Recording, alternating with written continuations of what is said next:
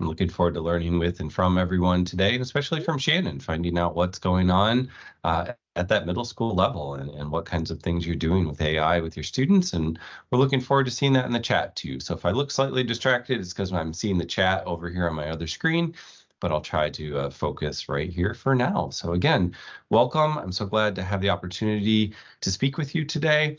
As Heidi just said, I'm going to provide about a 15 to 20 minute overview, introduction, some thoughts about how we might use AI in English language arts writing instruction, and then some key questions that I think we can use to ask about any AI technologies that we're using in education, and especially those that we might have our students use as they are generating writing and getting feedback from AI.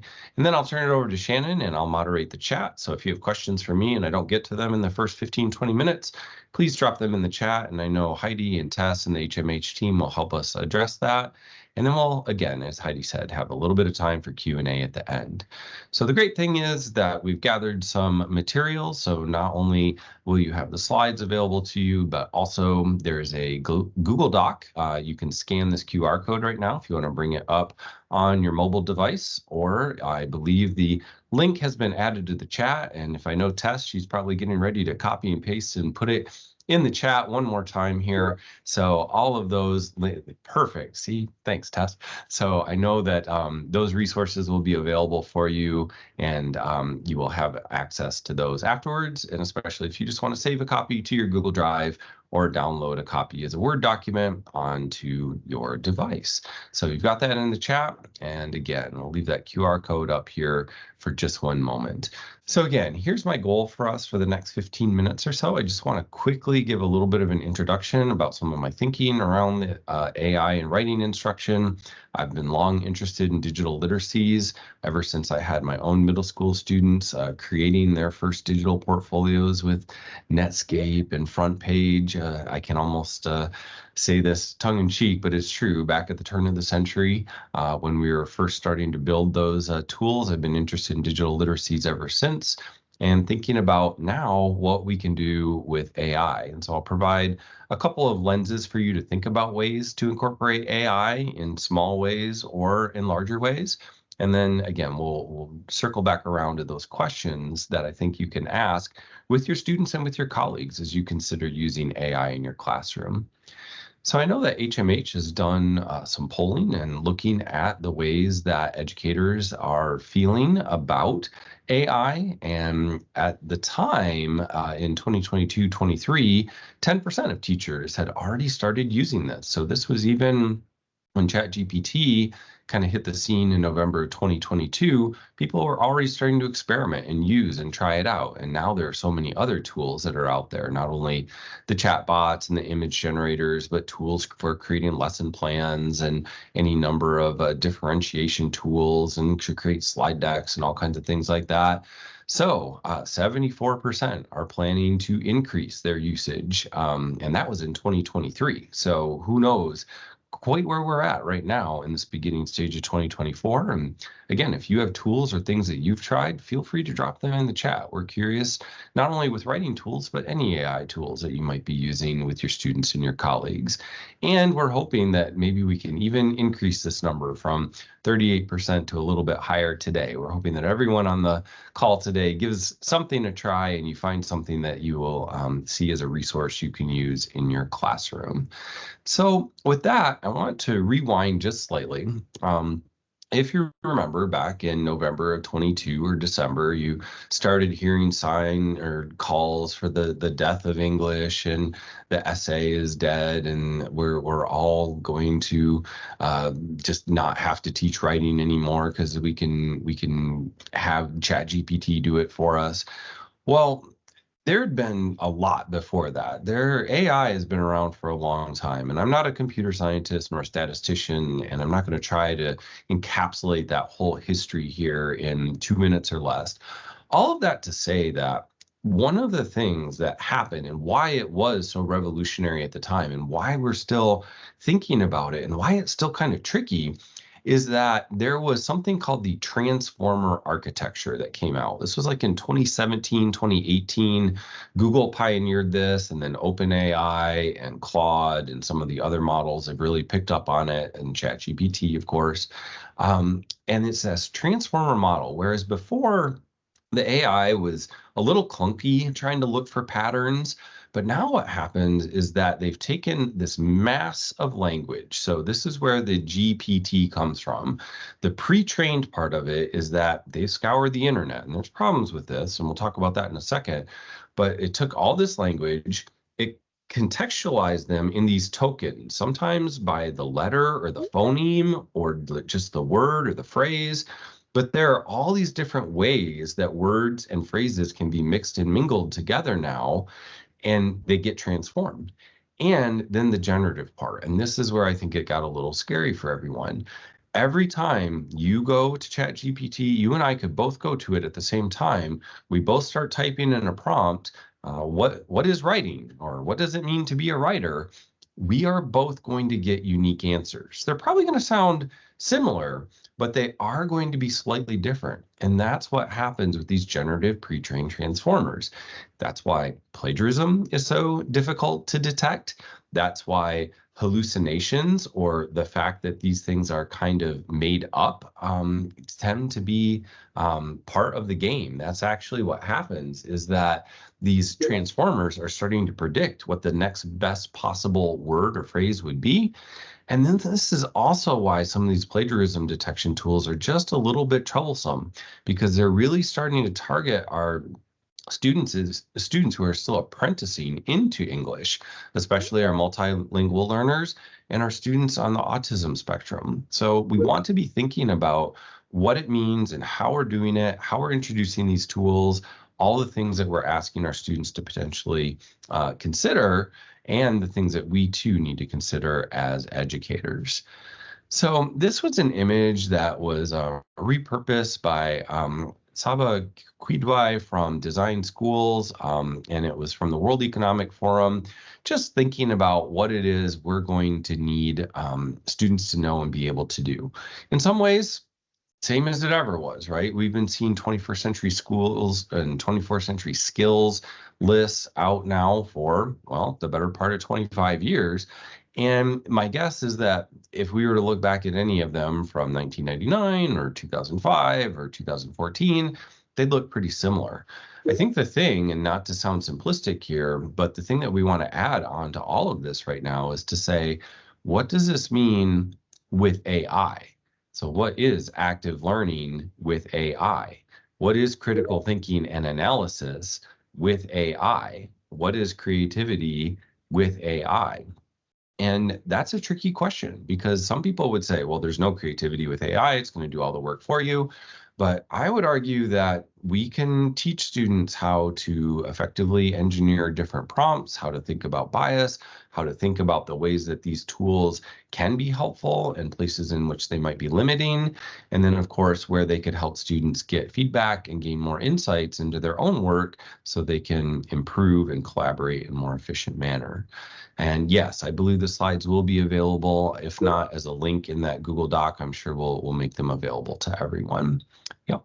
So a couple other quick things. One of the guiding statements that I really appreciate comes from our National Council of Teachers of English and their definition of literacy in a digital age.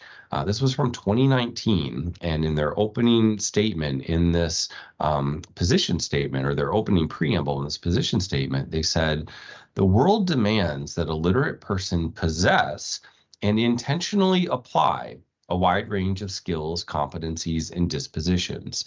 These literacies are interconnected, dynamic, and malleable." And I really like that idea that they intentionally apply. So it's one of those things where we think about not the broad brushstrokes, oh, AI is going to take over everything, or kids are going to use AI all the time. there are moments where we want them to put the lids down and pick up a piece of paper. There are times where we want them to be in a word processor and not even think about using AI, but there might also be times where we go to the AI and use the AI as a tool for generating questions and providing feedback and doing further inquiry. And we'll talk a little bit more about that. But this document is really helpful in guiding our thinking forward. This quote comes from C.T. Danda, a high school senior, another writing project teacher, colleague of mine. This was his student, and C.T. shared this essay last fall. And the plea in the essay was this: teachers, I need to know how to use this. I want to know how to use this. I know it could be perceived that I'm cheating, but in fact, what I want to do is understand what AI is, how it works, when I can use it, how I can use it. And the line that really resonates for me comes here, where she says, in themselves, AI chatbots are just a tool. It's up to us to decide what kind of tool they get to be. Again, going back to that notion that we are the ones who help our students intentionally apply these AIs. And now let's think about the ways we might do that. So I've been thinking with my friend and colleague and co-author Kristen Turner about 3 ways to envision AI. We're working on some projects right now and hope to have some more writing come out soon, possibly even a book. I always joke about that because I feel like I'm always working on a book, but it's way off on the horizon, but we'll get there. So anyway, we're thinking about these 3 kind of buckets or categories of ways to envision AI in writing. And I know we're going to look at AI as a tool to provide feedback through Writable here before we get said and done. But this could apply in Writable. This could apply with a number of the other AI tools that you have access to in the shared document. We're going to talk quickly about what AI could look like as a thinking partner and how we can encourage students to interact with AI. We're going to think about AI as a research assistant, especially as those tools are now not just using the pre-trained data, but are scraping the live web and updated resources, as well as peer-reviewed resources. And then we're also going to be thinking about AI as a co-writer and what it is that we could have AI do with our students to help them move forward with their writing. So a few top level ideas. And again, please go ahead and put notes and questions in the chat, and I will try to respond to them when my portion of the webinar is done. But these are 3 things that I've been thinking about. So how, as our students are reading and viewing and listening to different items, might they turn to AI to ask deeper, more thoughtful questions? How might they turn closed questions into open-ended questions, like the right question protocol shows us? How might they turn why questions into how questions? How might we have them take a list of things that they're thinking about and then have the AI feedback questions to them that will further their inquiry? And so again, what else can we ask them to do by asking the AI for feedback? So rather than asking for, a feedback on the whole essay, how do you feel about my introduction? If I'm trying to do this, I'm writing to an audience of so-and-so. I want to capture their attention and get them to think about such and such. Here's my introduction. What do you think? Or here's my thesis statement. Is it convincing? They can do that, and the AI can give them that kind of feedback to push them forward and be a thinking partner, just like a good peer responder might be in class. Then, as we think about how AI can help them with their research and their reading, we can rely on those good critical media literacy skills that we think about from Sam Weinberg and the former Stanford History Education Group, now the Digital Inquiry Group, helping with lateral reading. How could we have students investigate sources? I found this source that says this. I found this source that says that. Let me feed those both into the AI and look for potential bias or gaps in understanding. What does this source get right? What else might be missing? So it's this opportunity for students to ask the AI to help in that media literacy process and to identify those potential kinds of biases. And then also, how can we just use it to summarize? You've probably seen some of these summarizing tools. And again, this is not a replacement. We still want to teach students the thoughtful, careful ways in which they need to craft their own summaries and do their own paraphrasing and, of course, cite original material. But how might they go to the AI and say, okay, I read this, here's my summary of it. What do you think? What did I miss? What could I add? What did I overlook? And then I want to take some of these key quotes. How might I incorporate this key quote into my overall argument? Where would it fit? What kind of evidence would I need to substantiate this even more? So again, using these AI tools as a way to further students' thinking and help them do deeper research. And then this third bucket, and this is where it gets interesting, and it depends on the tool that we happen to be using. How is it that we can have students actually start to compose and co-write with the AI? And I know that's where it gets a little scary, a little tricky. We can talk a bit more about how to have students cite their sources, keep track of things, whether they're using a tool like Google Docs or Word, or whether they're using some of the other online tools that will actually document and show where AI text has been generated and used. But all of these things I think are really important. So how is it that we might ask students to reimagine audience and genre? So they write something and then they could work with the AI and say, I've written this for an audience of my peers. How might I write this for an audience of adults? Or how might I write this for an audience of politicians that I'm trying to persuade to pass legislation or something like that? Also, this idea of rephrasing and expanding and condensing. Oh, I know I'm too wordy here. I need to rephrase. I need to make it shorter. Or, oh, my teacher told me I need to explain more. What are 3 or 4 other things that I could say about this? And what might that look like? How could I use this as almost a mentor text that I can then adapt and build from as I'm thinking about what I need to do next in my own writing? So those are 3 kind of big, broad categories. And again, we're going to dig in a little bit more deeply here in a moment, and we're going to be looking at how Shannon is using AI with her students and her colleagues. I want to leave you with 3 broad questions here. I know there's lots of frameworks, there's lots of protocols for critically questioning technology, and we can talk a bit more about those and look at all those. And you've probably seen some frameworks for integrating AI as well. But when I come back to it and I keep talking with colleagues, as well as pre-service teachers and students that are in my master's and doctoral classes, I think about this. What is it that we want to know about AI and what this AI is thinking about our writers and writing? So what does any given AI technology assume about who our writers are and what writers actually do? What's the cognitive work that they're doing and why they are doing what they are doing? Is it a heart task? Is it a head task? Like, what is it that these AI tools assume just about who writers are? Then, what do these AI tools assume about the nature of writing itself? So, for instance, ChatGPT, notorious for spitting things back out to you in bullet points. Is that what it assumes writing is? It has to be in clear, concise bullet points?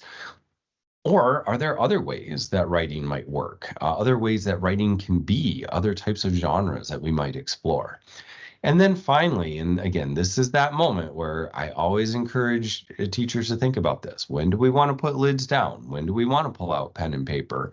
How and in what ways and to what extent could any AI tool change the teaching of writing? Do I want it to? Are my students ready for it? What kind of modeling and coaching and scaffolding do I need to provide for them as they get ready to use this AI tool? What is it going to look like as we use this AI tool? How do I have them document this AI tool?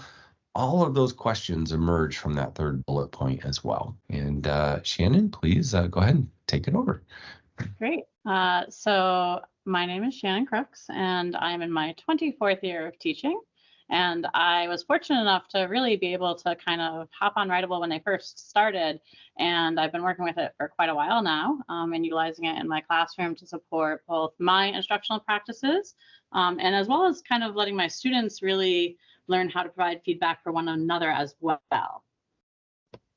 So I'm going to show you guys today 4 different ways that I really focus on using some of the AI techniques that are embedded in Writable in order to provide feedback for my students. And so this first page that you're looking at right now, These are a list of all of my assignments that I have, and we're going to focus on this first assignment, which is just a really simple character analysis. So my students, I have them for all 3 years. I loop with them 6th, 7th, and 8th grade. So I get to see them really grow quite a bit as writers. And for this particular assignment, they had to analyze a character from a novel that we were reading, pulling evidence from a text. And the AI skill that I really liked with this assignment was providing feedback in real time using the guide and grade tab. So there are a couple of different tabs that you can kind of work in within Writable, and this guide and grade tab, this allows you to see what the students are doing as they're sitting in your classroom in real time, and you can provide feedback to them in real time. So you can see, some of my students have a little bit more done than others, based on what they were able to get accomplished in that day in this writing process. And then as they're sitting in my classroom and they're writing, I can just hit this little request feedback bubble, and it's going to give me AI generated feedback that's very specific to what that student wrote. And I'm just going to show you what that looks like. So this is that same assignment with the AI feedback generated. So we can see that the feedback is very specific to the student paper. It says that they show a good understanding of the character's empathy, that they could benefit from a deeper analysis, more explicit connections between the evidence and the thesis, provide more detailed explanations of how each piece of evidence supports their claim. What I love about this is it gives me the opportunity to edit it. So I can go ahead, I can click right into the edit section, and then I can choose to add the scaffolds and the support that I think that each student might need. So one thing that I really like to do is give examples specifically of what I'm talking about. So I might go into here and give an example specifically about what I want them to do for each piece of evidence and how it supports their claim about Esperanza. So I might just type in a little for example, and then give them a specific example there. Same thing, I might go over here where it talks about structuring their paragraphs in a way that builds upon points smoothly and logically, and ask them to consider the evidence that they're giving and the order in which they're giving it. And then when I'm ready, I can send that comment straight to the student, and they're going to go ahead and get that comment in real time as they're writing and be able to take that feedback and apply it to what it is they're doing. Now, if you're not maybe in real time with your students, they wrote and then you're looking at it later on, you also have the ability, I'm just gonna hop back to another screen quickly. You also have the ability to request AI feedback all at once for your students, and then to send that feedback all at once as well.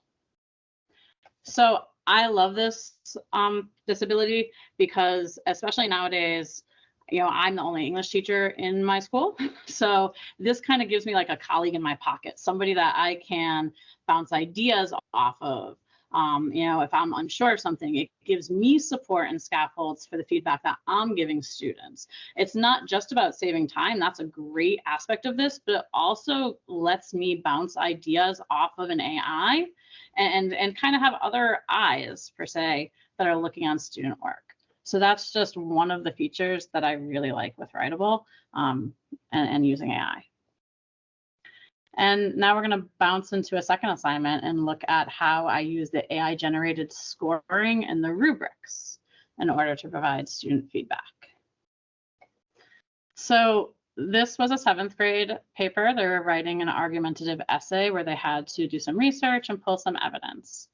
And I allowed the AI to generate scores. So we have our little light bulbs here, and these are the scores that the AI generated based on the rubric that I created. It has comments here. I haven't sent the comments to the students yet, which is why they're kind of in those boxes there. What I use this for is I give feedback in a lot of ways. So sometimes my feedback isn't always written. Sometimes it's taking the time to have that conversation, that conference with a student.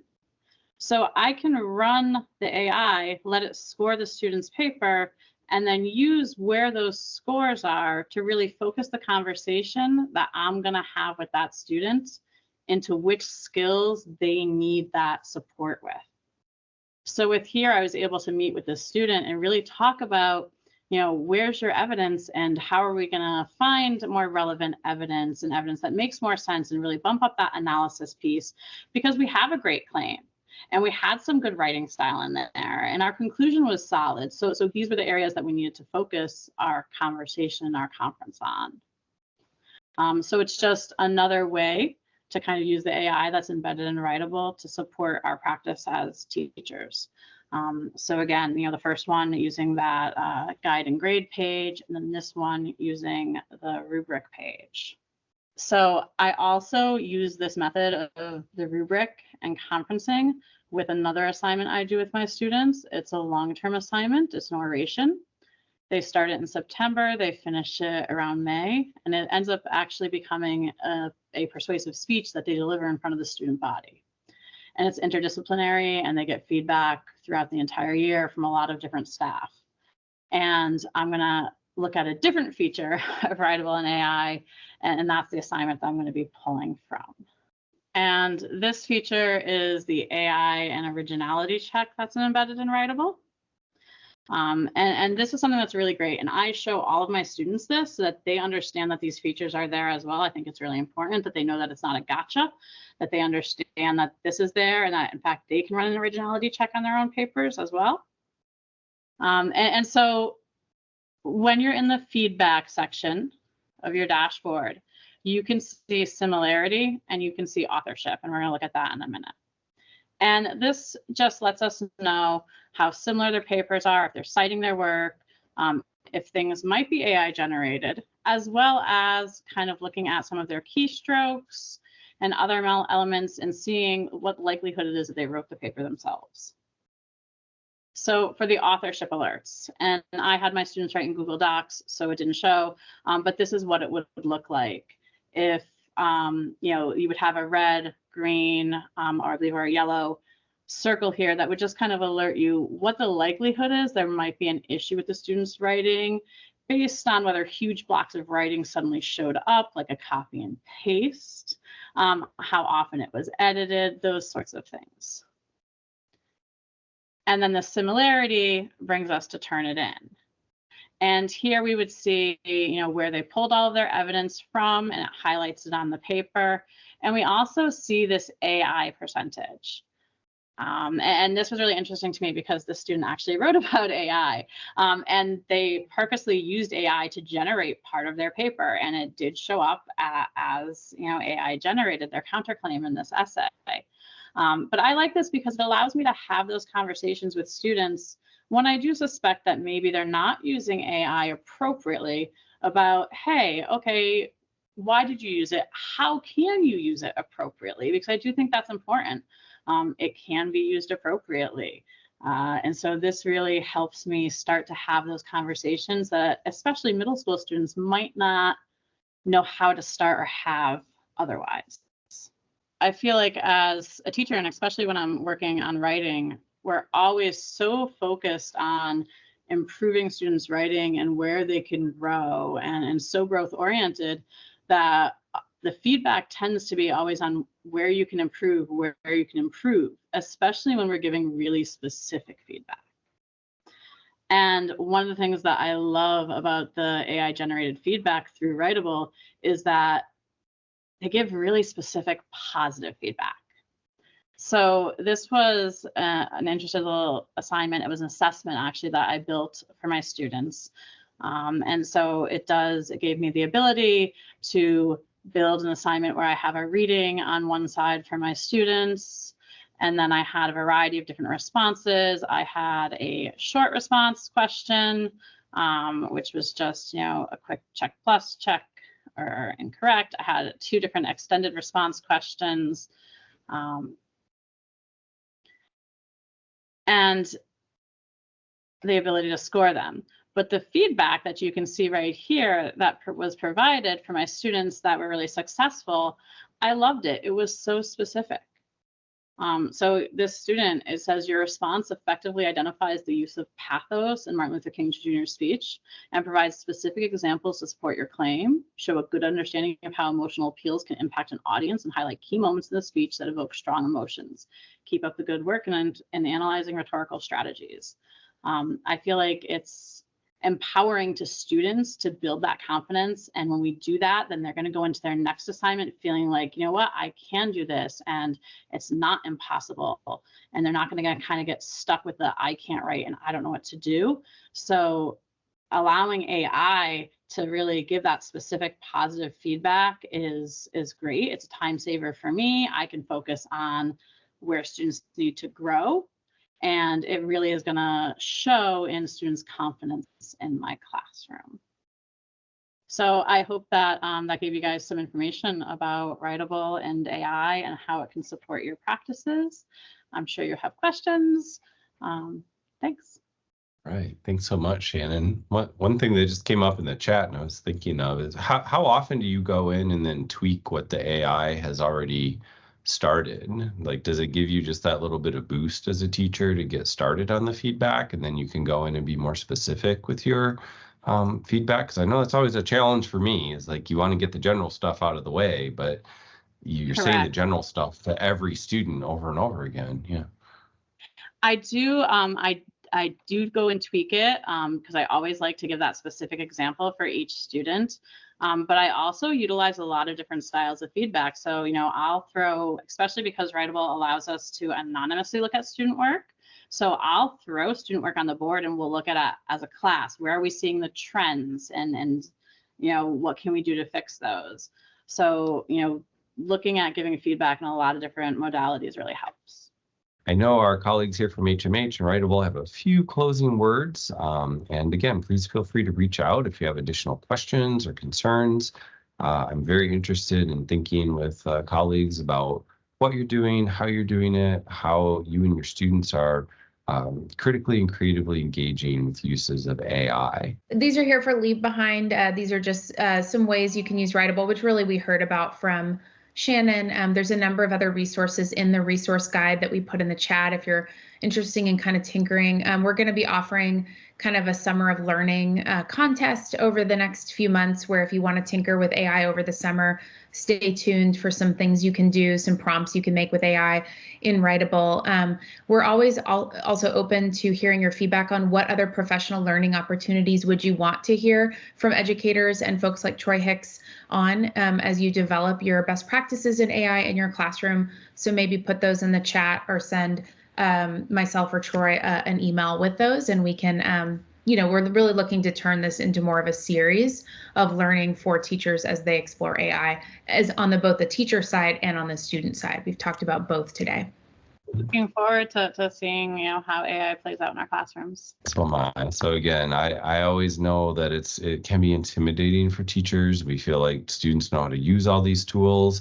But I always like to end by reminding you that you're the one that has one, if not two, if not more college degrees and life experience, and you understand what it means to be a writer. And so I would really encourage you to think about how to model and mentor and scaffold, support your students, whatever tools you happen to be using. And hopefully, if you're thinking about using AI in some ways, some of the ideas we've shared today have been helpful for you. So thank you again for the opportunity to spend some time together this afternoon. And I look forward to the next time we might be able to chat.